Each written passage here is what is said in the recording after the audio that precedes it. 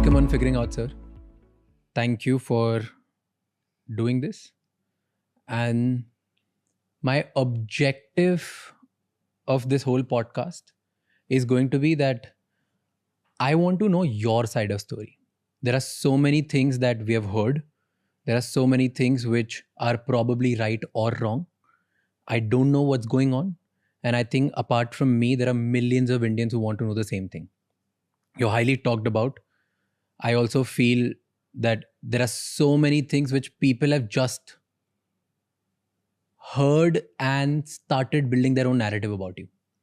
So I wanted to, out of in inquisitiveness, curiosity, and B, out of a responsibility, I wanted to take this forward. So thank you so much for doing this, and thank you for giving us an opportunity. And the best thing which I really liked about this is when you came here and you said, I'm ready to answer everything which you want to talk about. I don't think many people give that opportunity. So thank you for doing this. But the first question is, why are you doing this after 9 years? There are thousands of people who must have reached out to you over the years. Why all of a sudden the need after 9 years that, okay, I'll say yes. And yes to us. Why? Very good question. Nice place to start. For the last 9 years, I have been the subject of a vicious, relentless trial by media in India, who, as you have rightly pointed out, have created so many narratives, negative narratives about me, that I have become a lightning rod of public anger, being abused, called names. And that was very unfortunate, both professionally and personally. So rather than try and take on this huge Indian media machine, I just prefer to keep quiet. Now, times have changed.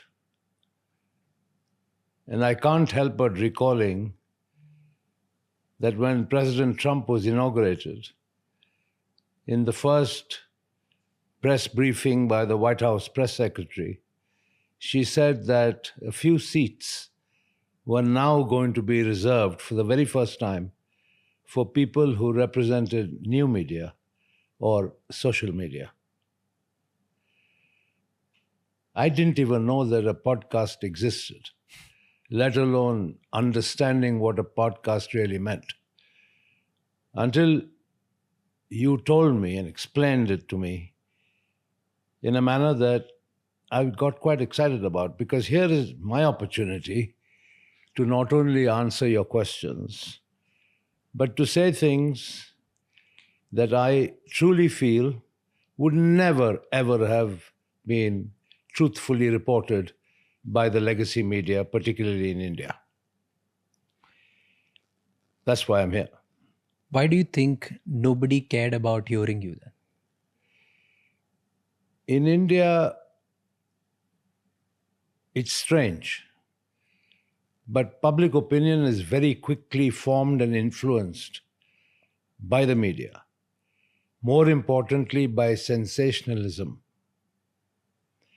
I still remember the anchor of one media channel in 2016 shouting and screaming on the television, saying, Vijay, Mallya, I want to see you in jail clothes. I want to see you eat jail food, with an image of me in jail attire. What for? I always wondered what for. Subsequently, chor, पैसा लूट के भाग गया. क्या पैसा? क्या loot? Nobody bothered to step back and think. But it was very easy to fling false accusations day after day and get away with it. One of the reasons I agreed to sit with you today is also because it is only very recently that finally the government of India, Ministry of Finance, has published a report, their annual report, in which they have acknowledged 14,100 crores recovered from me. Of course, this was following the finance minister's statement in Parliament. And the legacy media can't argue with that anymore. They can't put any spin on it anymore. The Debt Recovery Tribunal gave a judgment debt of 4,999 crores borrowed by Kingfisher Airlines, not by Vijay Mallya. Borrowed by Kingfisher Airlines, of which Vijay Mallya was one of the guarantors. So, what was the DRT judgment debt? 4,999 crores plus 1,203 crores unapplied interest. Okay, which means notional interest that the banks had not even booked. Forget that. The total of the unapplied interest and the principal was 6,203 crores. Okay? And I was the guarantor. The government has recovered 14,100 crores from me. Right? Now, if I had done chori, if I had duped the banks, where does this all add up? Till very recently, there was absolutely no official figure of recovery. Right? So everybody, the legacy media in particular, wrote whatever they wanted. Right? And I was in no position to contradict. Today, after the government of India has acknowledged the recovery of 14,100 crores, I think it's my turn to ask them what they have to say about it. Because you say that a lot of things about you are false narrative. Let's go down to from your childhood. We speak from the beginning, and you tell me everything that people have been said, people think is wrong. Yeah. And I'll try to present the facts and the narratives which I have heard and which I have gathered through my research. All right. And if you're okay with counter somewhere, I'll counter you as well. No, please feel free to counter me. Perfect. If there's something that you feel is debatable or you want to make a counterpoint, I'm ready for it. Perfect. Because I feel that's my little responsibility out there to hear the right side and the wrong side both, and let then people think about it and let them make the right call. That's fair. Perfect. So before even I ask you about childhood, do you regret anything?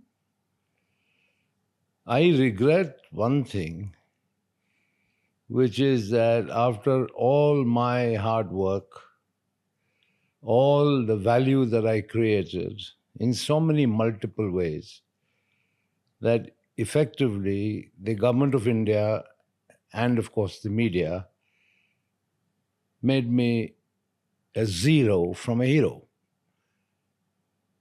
And that's a fact of life that I have had to stomach and live with.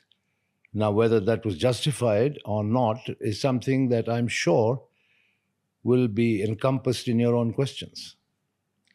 Zero from a hero. Let's talk about building of a hero first, and we'll come down to zero again.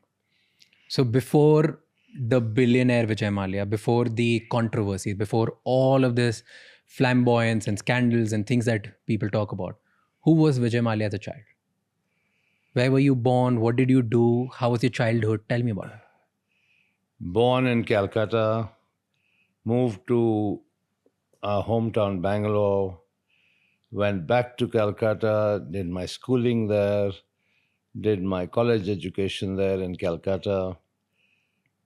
And my upbringing under my father was a very normal, I would say strict upbringing. Really? Yes. Tell me an incident, strict childhood. Two things. When I was still in school, class 9 at La Martiniere in Calcutta, my marks were not very good in class. I was a mid-ranker, only because I took a lot of interest in sport and extracurricular activities. But I didn't concentrate fully on studies and my mark sheets.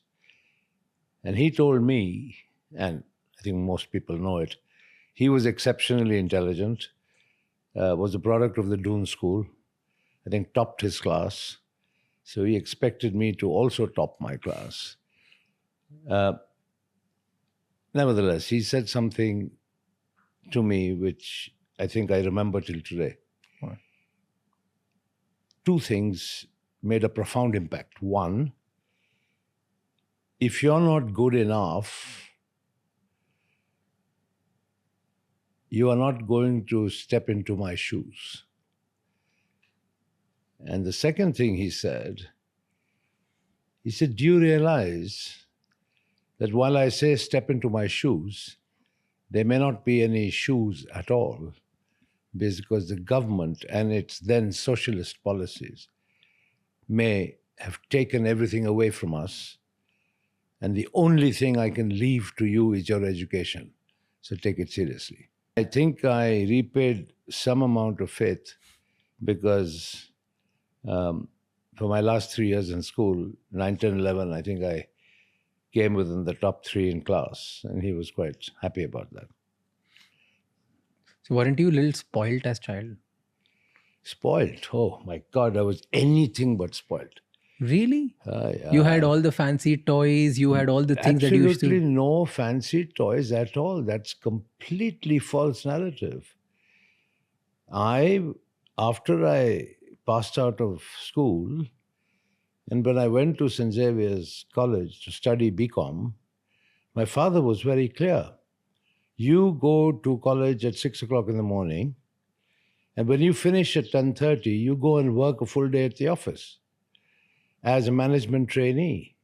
I was put on a stipend of 400 rupees a month, and that 400 rupees never increased right the way my time through college.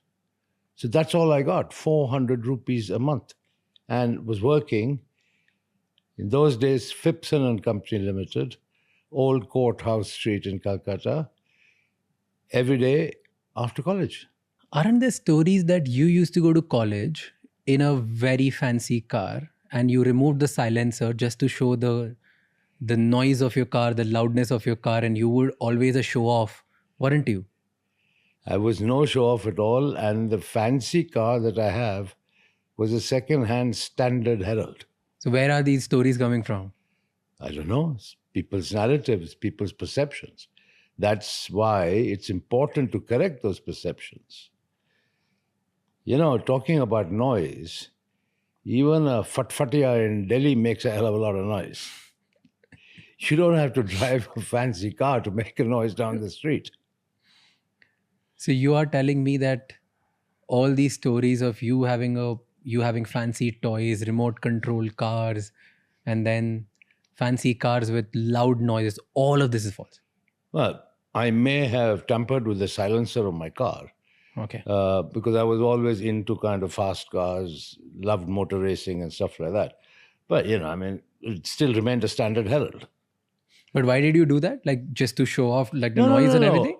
Look, if you can modify the silencer of a car, like you can modify the top end of a car's engine to make it go a little quicker. I mean, that's the basics of motorsport. But how were you as a child, personality-wise? Were you confident? Were you a little arrogant? No, this is all a question of perception. Arrogant is also your understanding of arrogance, my understanding of arrogance. But I'll tell you one thing. I was always self-confident. And whenever I was invited to give talks at various universities and educational establishments, I always told the youngsters that when they start off life, they must be self-confident, because it is only self-confidence that will bring out the best in you. And I still believe that till today. And because I started young, I am passionate about youth empowerment. But this